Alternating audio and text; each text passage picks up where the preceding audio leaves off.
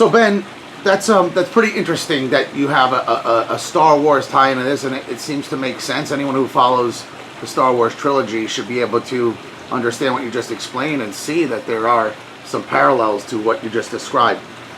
Explain how it all started for you. So before we get into what you've become, the enterprise, mental health center, the school, and whatnot, which we'll get to, why don't you tell us about who Ben Brafman was as a child, where you grew up, how, if mental health and these things that you described were a part of your life, whether you had family that was in this business, or maybe they suffered from something. So why don't you take us all the way back to the beginning of when you were a young man, and where you're from in the background, and how we got to current day where we're sitting here filming this video right now. So it's an interesting question, and the journey was a very unique one.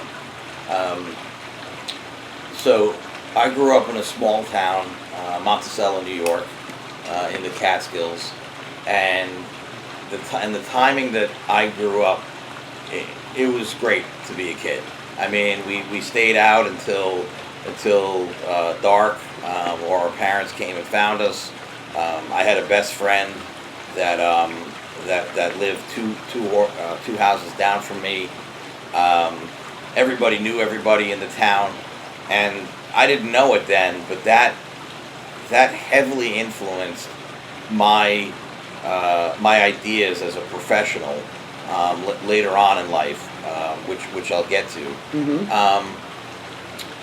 My family, I have a Jewish heritage. My parents stayed together, which was rare back in the 70s and early 80s. It was like a thing to get divorced or whatever. I was the youngest of 6 children. Okay. I have 3 older brothers and 2 older sisters. So I was the last of the litter, and it was pretty cool being the youngest. I was completely different than my other brothers and sisters. I felt I was. In what way? I felt that I was very into writing. I was very into doing things with my imagination.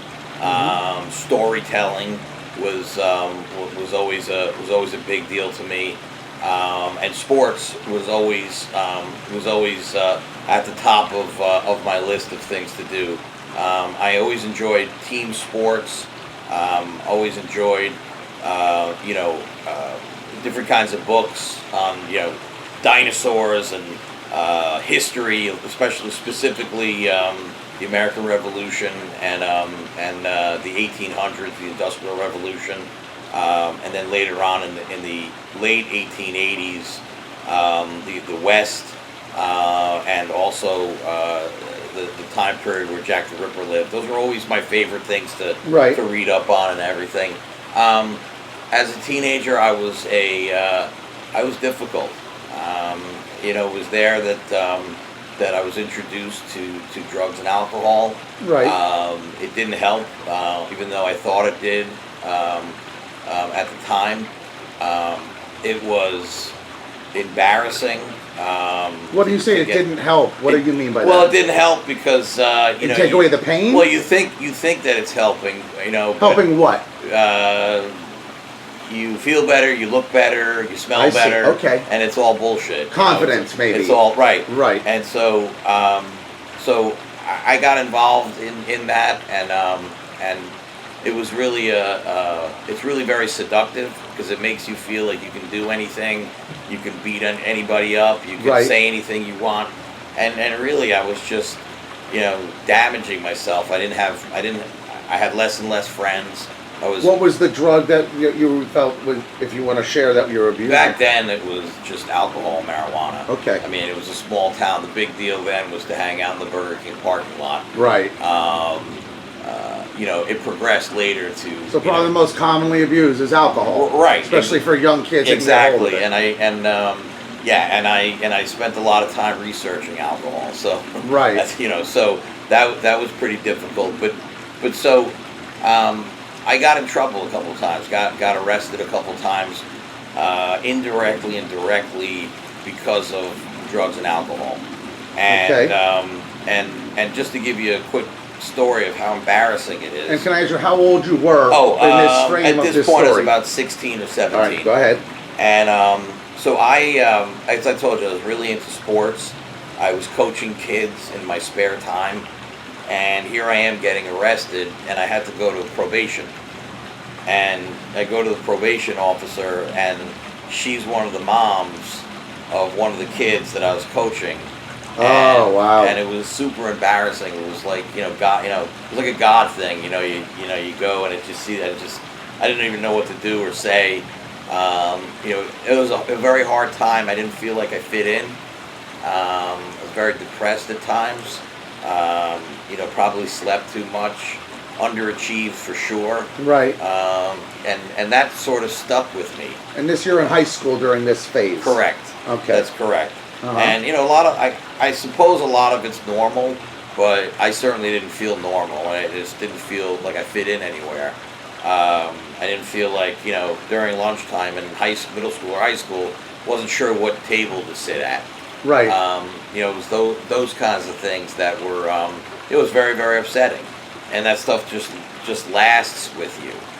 But at the same time, I always liked feeling part of something bigger, whether it was a team, whether it was a family, whatever it was. And I had natural leadership skills, so Right. people were drawn to me, and so I was able to sort of fake it, if you will, that hey, I'm okay, and Right. it kind of just glide through high school. I had my guidance counselor in high school, and I wish he was. I don't know if he's alive today, but he told me to my face, I'm going to amount to nothing.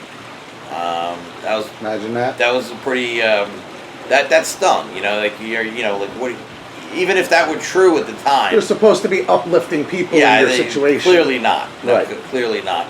But I did. I did a lot of ridiculously stupid things. I destroyed property.